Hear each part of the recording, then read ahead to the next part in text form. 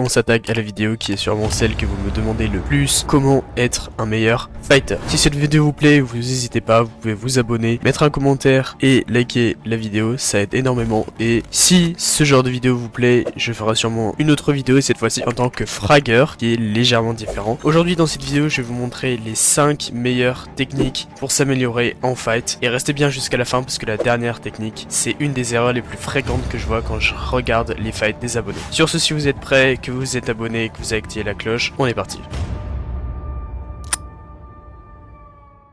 La première technique que je vais vous montrer, c'est une technique qui est quand même assez connue mais trop peu utilisée lorsque un joueur va attaquer votre box. Premier réflexe, toujours mettre un cône dans la box, mais lorsqu'un adversaire va attaquer votre box par le dessus, il va en général mettre un escalier comme ça et essayer de pickaxe votre box. Jusque là, on est d'accord. Un conseil qui peut être très fort, bon déjà avoir de l'espace c'est quand même presque obligatoire, mais lorsque vous voyez que le joueur va venir vous pickaxe ici, d'abord il va placer son escalier et après uniquement il va descendre pour essayer de pickaxe la box. Mon conseil c'est donc le suivant, lorsque vous voyez que le joueur va mettre l'escalier ici, préparez une edit comme ça, bon là dans ce cas là faudra plutôt se décaler ici, mais ce que vous pouvez faire c'est préparer l'edit, mettre le cône et fermer, première possibilité. La deuxième, ce qui est en général ce que je conseille le plus, lorsque le joueur va descendre, vous préparez déjà à edit, dès que vous voyez qu'il touche l'escalier qui commence à essayer de pickaxe, tac et vous faites reset. Je le fais, il arrive là, tac et vous faites reset. On reset, je bouge même pas mon crosshair, pas forcément utile, je peux aller reset en allant chercher le mur ici, vous voyez que là, il faut quand même un bon timing si je veux reset avec la molette. Donc ce que je conseille de faire en général c'est juste shoot, prendre le mur dans la main et faire votre molette. Pareil pour les manettes, ce sera encore plus pratique parce que sur manette on peut pas toujours juste faire ce mouvement là pour aller le fermer. Lorsque le joueur il arrive là, vous pouvez faire, vous voyez où vous l'entendez arriver là, préparez l'edit, dès qu'il arrive un petit coup, ouais, bon moi j'ai pas de bon timing, et après vous tirez et vous avez normalement au moins 80 damage de garantie dans le fight. Sachant que vous avez une double box, après vous pouvez largement essayer de passer sur le côté de l'epice control, voire de reprendre la hauteur après parce que vous avez l'avantage de l'espace aussi.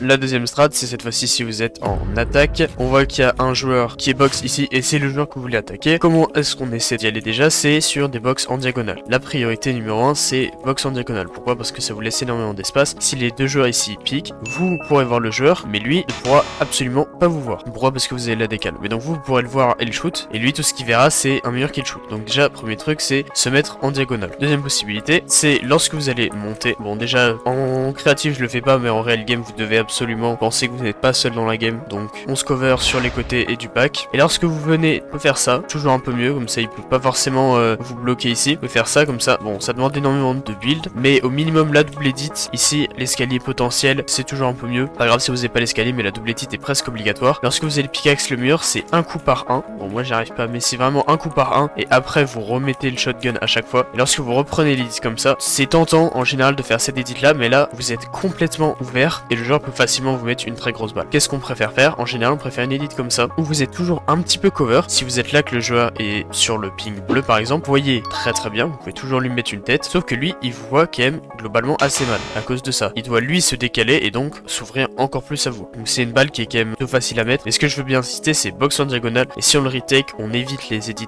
full open comme celle-ci et on préfère des edits plutôt comme ça, se décaler un petit peu et après aller shoot. On peut même prendre une edit comme ça, mais c'est toujours pas très conseillé. En général je préfère quand même les edits bien ouvertes. On reste un petit peu aligné avec le mur pour être un petit peu plus cover et on peut shoot ici.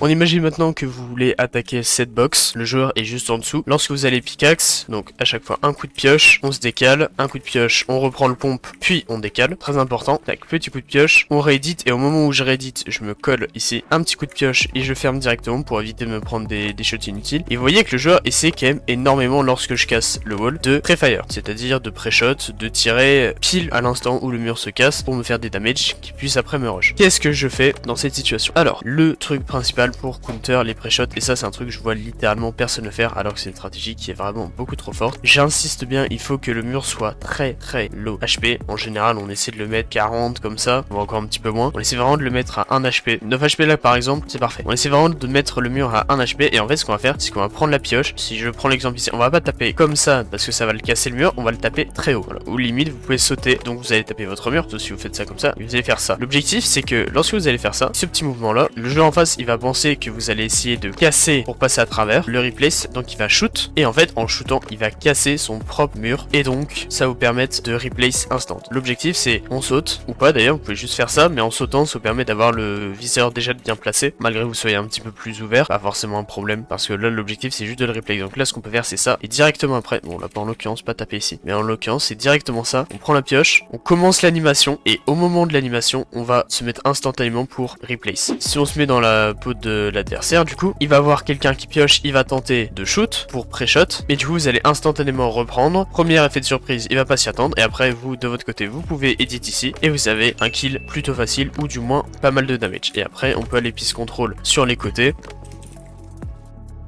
et continuer le fight normalement.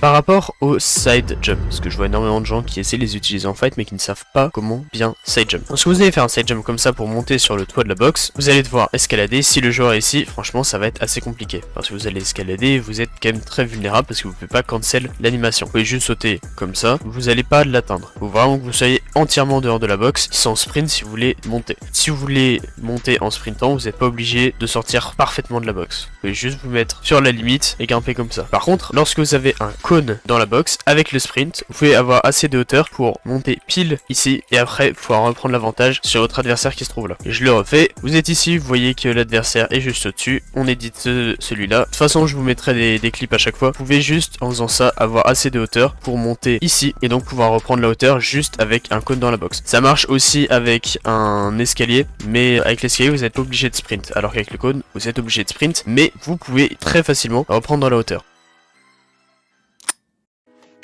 Enfin, la dernière astuce que je vais vous montrer, c'est par rapport au blueprint, c'est-à-dire le petit schéma que vous voyez dans ma main. Pourquoi est-ce que c'est important? Parce que si je veux edit ce mur-là, je dois être pile à 5 mètres pour pouvoir l'édit. Je dois être ici. Si je suis derrière ça, je ne peux pas l'édit. Par contre, si j'ai le schéma en main, vous voyez que je peux l'édit d'un tout petit peu plus loin. Je peux l'édit d'ici, alors que tout à l'heure j'avais uniquement ça. Et le blueprint ça peut être très utile pour edit des murs d'un petit peu plus loin. Si je vais uniquement à gauche, vous voyez que là sans le blueprint je peux pas edit, alors qu'avec le blueprint là je peux. Deuxième chose, lorsque vous êtes dans votre box et vous voulez edit par exemple ce mur là, donc vous avez votre box classique, vous voulez edit, si vous prenez le schéma, ça va vous faire edit le mur en bois qui est collé, alors que vous voyez les PV du mur en face, mais ça va vous faire edit celui là. Donc qu'est-ce qu'on fait? On met un cône ou un escalier dans la box, faut être surélevé en gros, et là maintenant vous allez pouvoir edit le mur qui est là-bas. Pareil, vous avez quand même besoin du schéma si vous voulez l'édit, parce qu'il y a plus d'une box de distance. S'il n'y avait pas ce mur là et que j'étais pile sur la limite, j'aurais pas besoin, mais là vu que je suis à plus de 5 mètres de distance, j'ai absolument besoin du blueprint, et donc me surélever ça me permet d'édit à plus grande distance. Pareil pour le cône, quelque chose que tout le monde ne sait pas, mais le cône c'est le build qu'on peut placer à la plus grande distance, ça peut toujours être utile. Regardez où je suis,